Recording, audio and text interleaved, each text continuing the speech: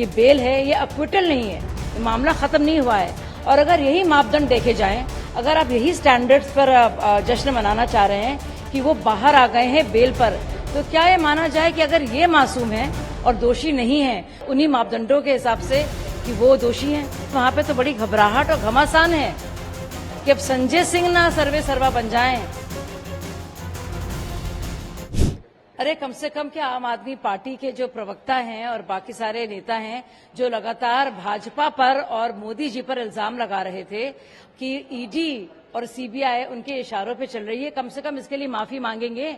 ये तो जाहिर हो गया ना कि जो राहुल गांधी कह रहे थे कि सब एम्पायर भी इनके हैं, अब जाहिर हो गया ये बात कि जिस तरह से मनी ट्रेल ना मिलने पर और ईडी के ना ऑब्जेक्शन देने पर उनकी बेल हुई है। इससे ये माना जा सकता है ना कि निष्पक्ष तरीके से काम हो रहा है।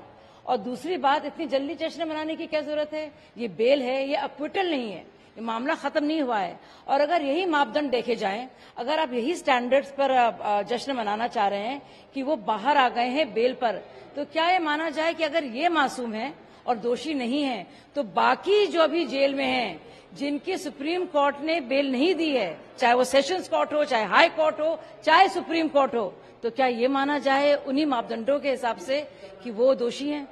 क्योंकि अगर ये बाहर आ जाते हैं और आप जश्न मनाते हैं तो उनको बेल क्यों नहीं मिली? तो उसी तर्क के हिसाब से तो उनको बेल मिल जानी चाहिए थी, सभी मासूम अगर हैं तो। यानी कि मनीष सिसोदिया मासूम नहीं है। और एक बार और मैं आपको आपके गौरतलब करना चाहिए हमको कि सुप्रीम कोर्ट ने बाकायदा 338 करोड़ का मनी ट्रेल पैसे की उपलब्धि के बारे का जिक्र किया है। यानी कि एक मनी ट्रेल रहा है।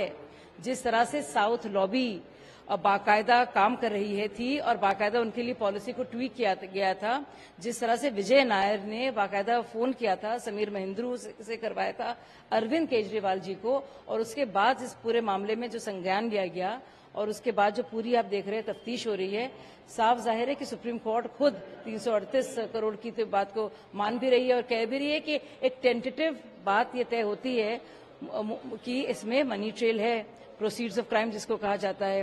और दूसरी बात मैं आपसे कहना चाह रही हूं कि आतिशी तो घेरे में ले आई, अरविंद केजरीवाल पहले आतिशी जी को घेरे पे लाए, सौरभ भारद्वाज को। जो पुराना स्टेटमेंट था विजय नायर का, उसको फिर से उभरने की क्या जरूरत थी? यानी कि कहीं ना कहीं केजरीवाल जी को भी लग रहा है ना कि दोनों पार्टी को हाईजैक ना कर लें। वो तो स्तब्ध हो गई उस वक्त। अब उसके बाद उन्होंने प्रेस कॉन्फ्रेंस किया और उन्होंने क्या कहा, अब क्या कह रही हैं कि राघव चड्ढा और दुर्गेश की भी गिरफ्तारी होगी। वो ये बात क्यों कह रही हैं? ये दोनों जो नजदीकी हैं केजरीवाल जी के, उनका नाम भी ले रही हैं। तो आप सोचिए। और अब इस बीच में जब अरविंद केजरीवाल जी सोच रहे थे कि इशारा दे देंगे और संदेह के दायरे में खड़ा कर देंगे आतिशी को, सौरभ को, और अपनी पत्नी को सुपर सीएम के तौर पर थोप देंगे, इस बीच में क्या होता है? इस बीच में उनको बेल मिल जाती है संजय सिंह को। तो राहत तो छोड़िए, वहां पे तो बड़ी घबराहट और घमासान है कि अब संजय सिंह ना सर्वे सर्वा बन जाएं, ना तो सुनीता केजरीवाल जी जो सुपर सीएम बनने के मोड में आ गई हैं, और ना सौरभ और आतिशी।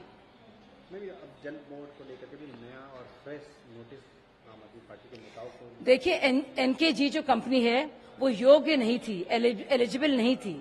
एक आप देते हैं स्पेसिफिकेशंस जब भी कोई टेंडर दिया जाता है, जिसकी बात हमने कितनी बार की है कि कांग्रेस के मुताल्लिक कि उन्होंने कितनी कंपनियों को टेंडर दिया है।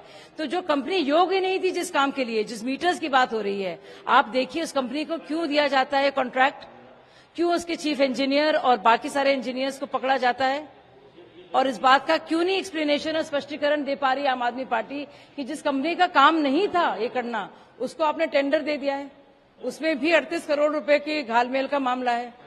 ये तो सोचने वाली बात है।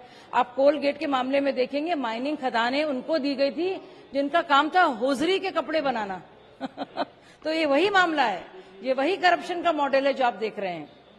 दिल्ली बीजेपी ने आज प्रेस कॉन्फ्रेंस करके आम आदमी पार्टी को माफी मांगने के लिए आतिशी और इन लोगों को, नहीं तो इन पे केस करेंगे डिफेमेशन। देखिए कितनी बार उन्होंने इल्जाम लगाया है और बार बार कहा है कि बीजेपी के लोग हमें खरीद रहे हैं। मजाक बन गया है। अगर वाकई में बीजेपी का कोई है जो उनको खरीदने की कोशिश कर रहा है या उनको पैसे ऑफर कर रहा है, उस इंसान का नाम क्या है, पता क्या है, किस तरह से उसने कांटेक्ट किया? ये तो अरविंद केजरीवाल कहते थे ना कि अब अपस्ट्रिंग कर लो, कोई पैसा दे रहा है, पैसा ले रहा है, तो क्यों नहीं कर पाई? क्यों नहीं अपने गुरु की बात मानी उन्होंने? और एक और बात, तो जरूरी बात, क्यों मीडिया के पास जाती है रो रो कर? क्यों नहीं जाती है किसी पुलिस स्टेशन में? क्यों नहीं इसके पास इसको लेकर FIR दर्ज करती हैं? और क्यों नहीं सबूत देती हैं कि उनको वाकई में खरीदने की कोशिश हो रही थी?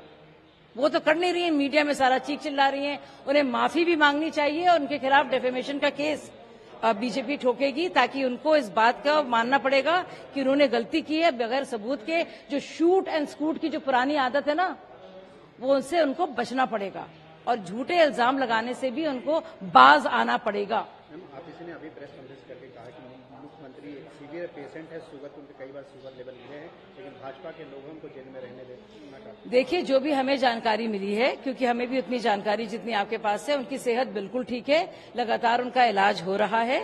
और मुझे लगता है कि इस तरह के जो जज्बाती बयान देकर और इमोशनल बयान देकर आप लोगों में को ये दिखाना चाह रही है कि उनके साथ कोई जुल्म हो रहा है, तो कोई उनकी बात को यकीन नहीं करेगा। मैम, एक आखिरी सवाल, राहुल गांधी ने प्रधानमंत्री, और आपको याद है उन्होंने सत्येंद्र जैन के बारे में कहा था कि उनकी तबीयत इतनी खराब है, उनका वेट दरअसल बढ़ गया था, वो बाकायदा मसाज करा रहे थे, तब भी यही कहा गया था।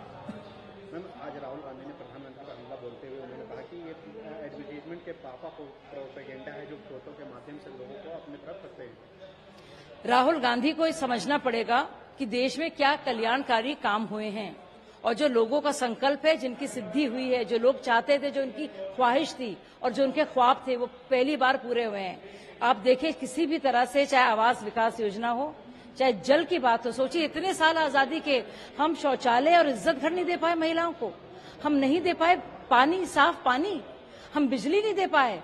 तो मोदी जी इसमें यकीन करते हैं, वो तुष्टीकरण में यकीन करते हैं, हम संतुष्टीकरण में यकीन करते हैं। ये फर्क है। इश्तिहारों से नहीं चलती हैं सरकारें, सरकारें चलती हैं काम से, नाम से नहीं, काम से। और काम दिखता है, बोलता है, चाहे आप सड़कें देखें, चाहे आप स्कूल देखें, या आप इजाफा देखें, जिस तरह से कॉलेजेस, मेडिकल कॉलेजेस, IITs दुगने हुए हैं, एयरपोर्ट दुगने हुए हैं। जहां तक रोडवेज की बात है तो 4 गुना बढ़ी है वो। तो हर तरह से जब उन्नति है और हर तरह से जब गरीबों की फिक्र की जा रही है, चाहे वो 80 करोड़ अनाज की बात हो जो उन्हें फ्री राशन दिया जा रहा है, या फिर 25 करोड़ वो अत्यंत गरीब लोग जिनको मल्टी डायमेंशनल पॉवर्टी से बाहर निकाला गया है। तो ये पढ़ लीजिए राहुल जी, फिर कुछ इस तरह के इल्जाम लगाइए। ये बेल है, ये अक्विटल नहीं है, ये मामला खत्म नहीं हुआ है। और अगर यही मापदंड देखे जाएं, अगर आप यही स्टैंडर्ड्स पर जश्न मनाना चाह रहे हैं कि वो बाहर आ गए हैं बेल पर, तो क्या ये माना जाए कि अगर ये मासूम है और दोषी नहीं है उन्हीं मापदंडों के हिसाब से कि वो दोषी हैं? वहां पे तो बड़ी घबराहट और घमासान है कि अब संजय सिंह ना सर्वे सर्वा बन जाएं